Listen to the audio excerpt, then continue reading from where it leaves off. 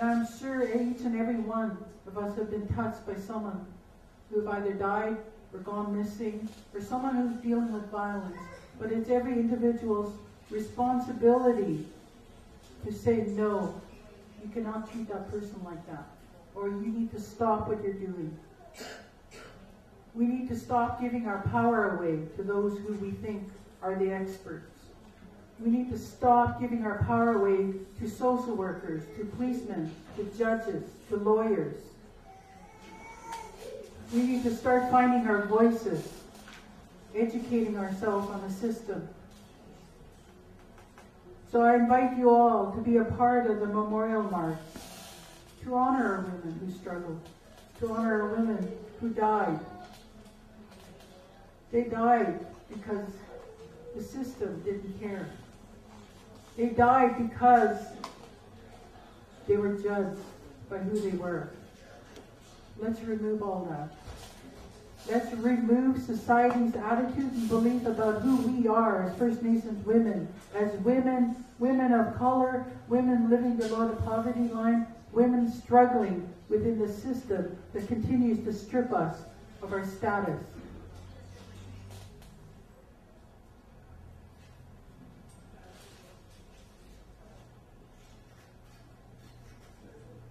I want to thank you all for listening. I want to thank you for all allowing me to speak, allowing me to be here, to allow me to say what I have to say.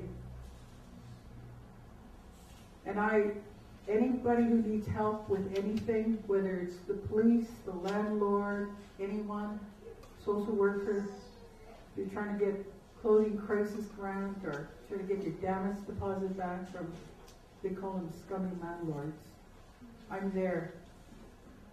You know, I really believe in what the Women's Center does downtown. You know, there's a group called Power to Women. Anyone is welcome to be down there to find your voice, to find the support you need. I also run a healing circle Thursday nights, and I also run an Elders Group Friday nights. But I also help women who go through the court system. If you need help, like if you're in a hospital or if anybody does anything wrong to you, you just call Carol Mark from the Downtown Eastside Women's Center.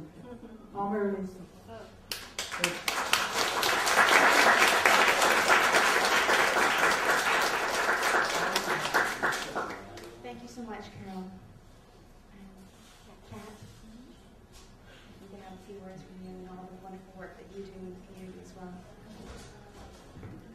Thank you. Can you guys hear me okay out there? No. No? Oh, hey, yes.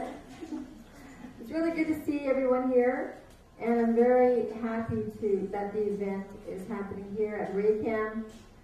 When we were kids, my brother Sam is here. We used to live here, and it's really nice to see that this is what's called opening up your house. The Raycam Center, let's hear it for Raycam.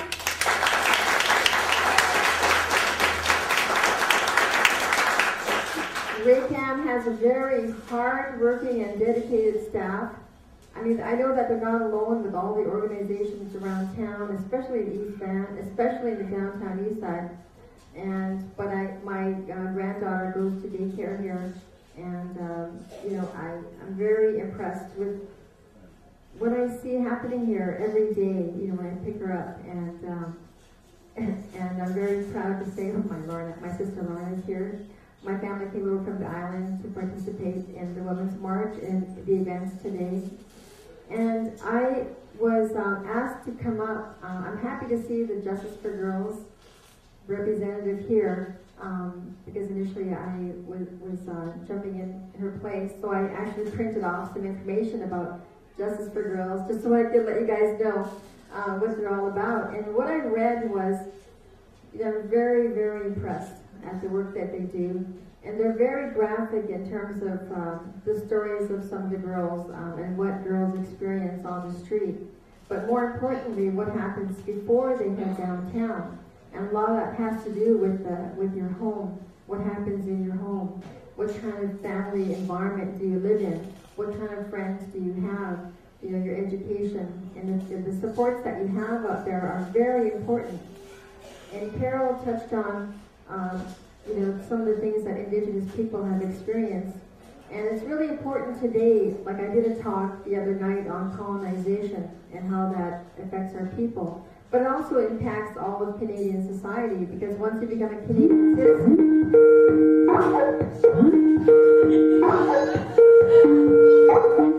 Okay, I'll dance for you now.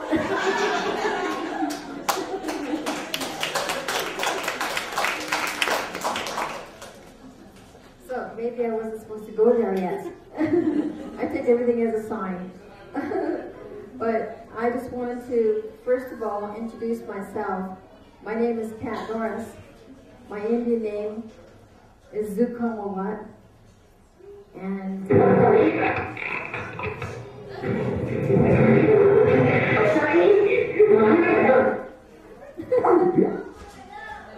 oh, downstairs. Oh, okay, they're liking what I'm saying. Okay. Yeah, so my name is Zukamawat, and I'm the last of my family to receive my name, which is very cool, just a few years ago. And it comes from my great-great-great-grandmother from Musqueam, and I'm very honored to carry that name. That grandmother married my grandfather from Valdez Island, from the Layaxon First Nation, and that's where she lived, and that's where she passed away. And so I'm very honored to be a descendant of the Musqueam people of this territory. And with that, I'd like to raise my hands to the people of this territory, the Musqueam and the Squamish people. So let's all raise our hands. Go ahead, you clap. And as Indigenous people, we have suffered a lot of losses, and I know that Canadian society is getting tired of hearing about it. But at the same time, a lot of people are educating themselves, and even at post-secondary level, they're finally starting to open up and opening the books to our pages, to our true history, because what they're learning even still today at the post-secondary level, the elementary level, the high school level, is the spin. It's not our history. It's not our true history. And history, with Canada Day, with Vancouver, celebrating Vancouver, BC Day, it never starts with our history. It starts upon contact and all the great, like Duncan's, what is his name? Duncan Scott? No. McDonald, all of these people that treated our people like crap, and when our people walk day to day, we see the losses. When we're on the SkyTrain, we're like, oh wow, this is great, but we see losses of infrastructure. We saw what could have been when we were at Stanley Park. This belonged to the Musqueam people. My people from the island traveled to Musqueam territory to visit our family and relatives and trade. We see that loss. As Indigenous people, we walk with that loss every day. If you know anything about trace memories, we have that in our hearts, in our souls. Our ancestors walked with us.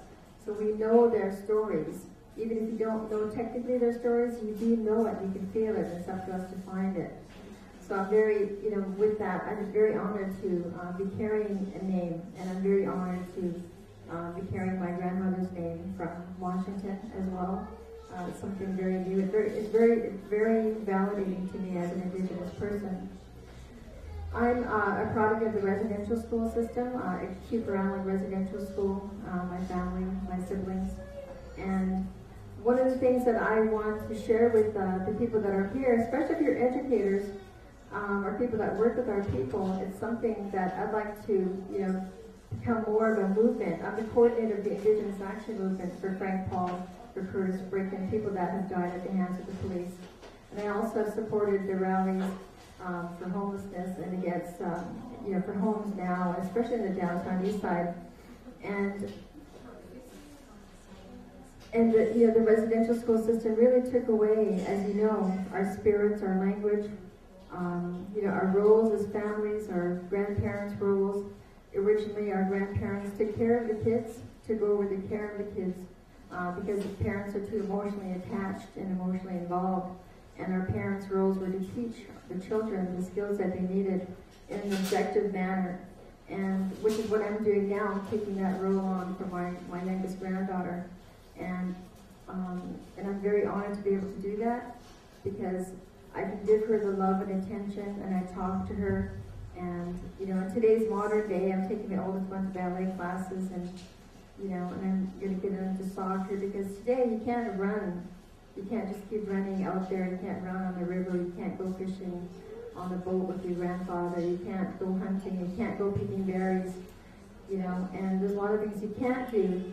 And that's something that's so important. Even in today's society, it's shown that people that live in apartments and houses and urban settings, a lot of our young people are growing up with mental health issues, because there's so many blocks to growth, blocks to freedom, blocks to your freedom of thinking and thought. Our lives are so restricted today, which is why it's so important for people to get involved in the environmental issues that are very apparent today. Get involved in community. So in that way, the freedom is getting your kids involved in community by volunteering.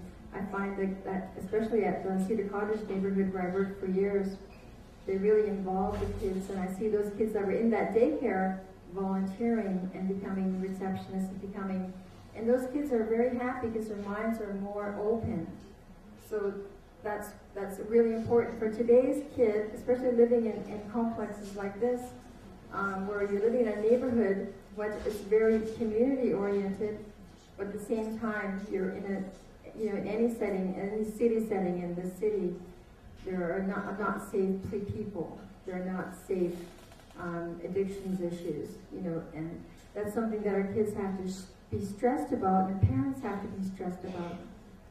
And that goes back to the residential school aftermath, I call it.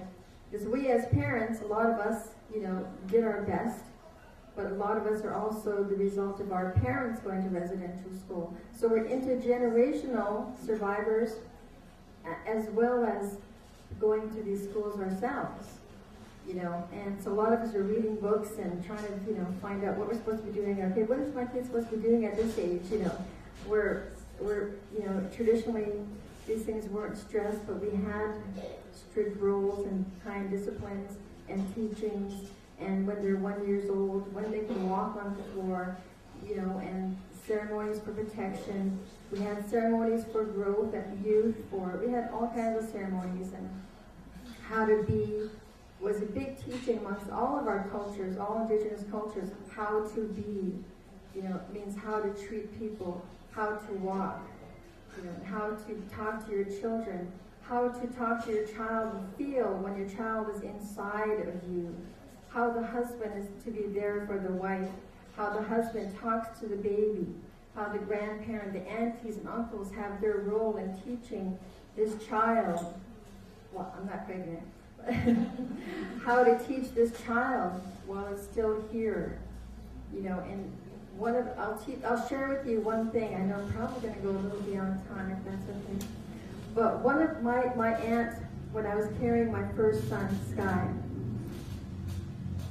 they used to give me a call, my mother-in-law and my father-in-law. We're coming over for, if you want to put on some tea, we'll bring over some snacks, and we'll sit and have a little talk. And I'm like, okay, I'm like 20, and I'm like, okay, so I put some tea on, and they came over, and so I'm living in Pat Bay on Vancouver Island, and so we sit down and have a tea, and they say, how's it going, how are you feeling, and I'm telling them, and before I know it, they're talking about their grandmother. Yeah, they sat me down, and they were talking to me, and talking to the baby, tonight, and I'm just going to say, Nemo ice well, Nemo ice, talking to the baby, and they told me about how they were told, they were telling me things, like when you come to the doorway of your home, you're standing there, but you walk right through, go walk through, don't just stand there, and I said, why not stand there? Because they were saying when it was time for the babies to be born, that the baby would come to the doorway and just kind of be there. You'd have a long labor, I'm like, and don't stand in like doorways. And if you're going to do something I'll just make it shorter instead of doing the whole, but I know you love that story form. But not to change your mind all the time. And because your baby, when it's time to born, the baby's going, oh, I think I'm going to change my mind. I'll come out tomorrow. So it's more false labor. Not anything too hot, not anything too cold. And the weirdest one was, if you see a black dog, if you see a black cat, or you see horse poop, because horses, and we live on the res where those horses go through. If you see that, you have to spit. Spit? Why? You have to spit? I was laughing. Well, when you